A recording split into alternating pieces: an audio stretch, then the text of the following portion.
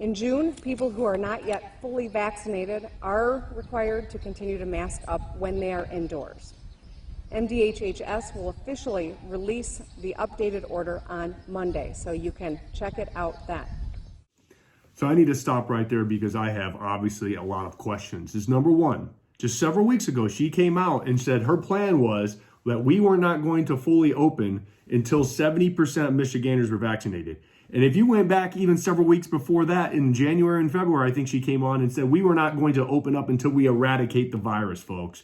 This is what I call political science, because they're not tracking any of the science and data right now, not case rates and everything else that they ran with in the past.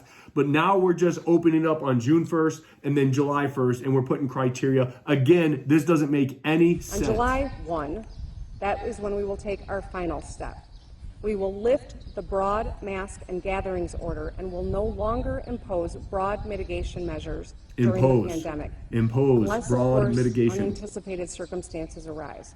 We do not expect that to happen. We look at this as the last moment of these types of orders. And that right there scares me, because she's already planting the seeds for a future outbreak to bring down the hammer again, folks. And that's why it is so important that we get the right person in the office, an American who loves his country, who loves his flag, that is not a politician, because I said this from the beginning, and my vow to you was to make sure to restore the checks and balances of our beloved state and to make sure that no governor can ever do this again. And she's already given herself an opportunity to bring down the hammer on all of us again. We must never, ever forget. We will be able to sing at church, Sing at church. Thank you for your permission to go express my God-given right to worship, Governor. Weddings, cheer at games, hug each other, and laugh together. I know that is welcome news to so many. We may have one or more targeted orders in place to protect vulnerable populations, but for the most part, life will be back to normal, and we can have the kind of Independence Day we're all looking forward to. After a year of living with COVID and with masks and distancing and hand washing, I know how jarring any change to our daily lives feels.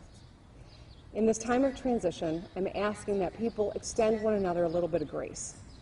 As we return to normal, we should remember that extend to one another a little bit of grace. The same woman a year ago in June said we needed to implore one another to wear the mask, and if not, do it forcefully.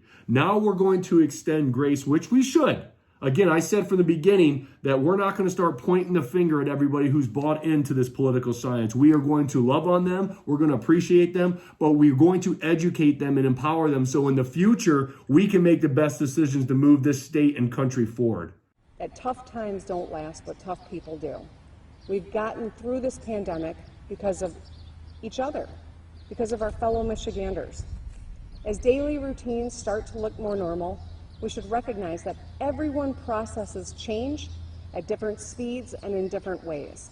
And so for the next few weeks and possibly months, some Michiganders will feel safer with a mask, even if they've been vaccinated, and that's okay.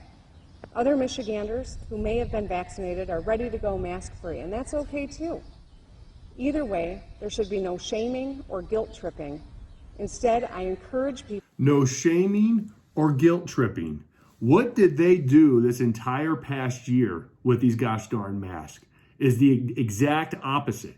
People were confronted in stores. People were confronted in schools. They masked up our athletes. They masked up our babies. And now we're just supposed to forget all of this. And this is what you see, folks, is an elected official, because she is no leader. She is planting the seeds because she's running with what's called political science, because her polling numbers are dropping like a stone. Like a stone. And now she's trying to change the narrative. Never, ever forget what this woman has done to you and what this woman has done to your children. To have a conversation with their family doctor about the safe, effective vaccines. Ask your questions and learn more about how incredible they are and how they can help us get back to normal.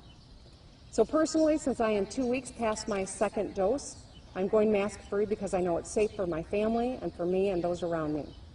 We should trust one another to make choices that are best for us.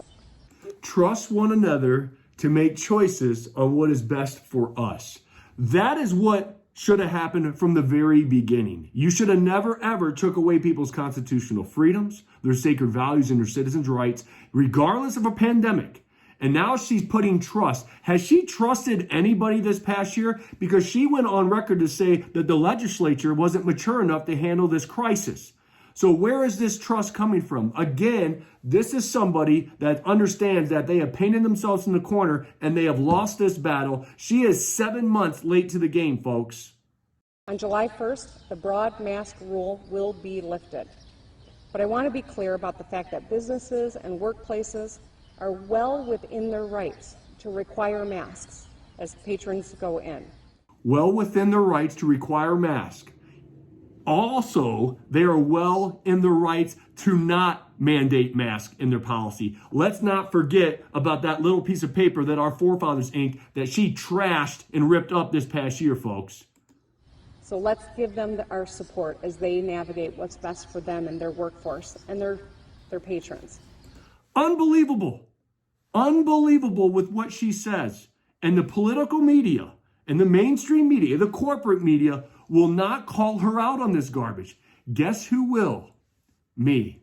And I will continue to call her out throughout this entire process because it is my whole existence right now to make sure that this woman does not get reelected, because this is what you see right now. This is a politician.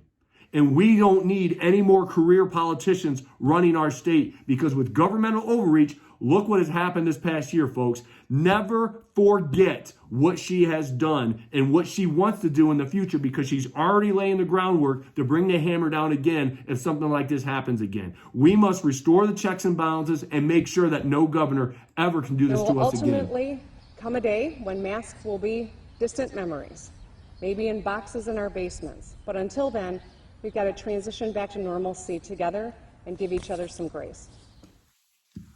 Unbelievable. Unbelievable. Never forget.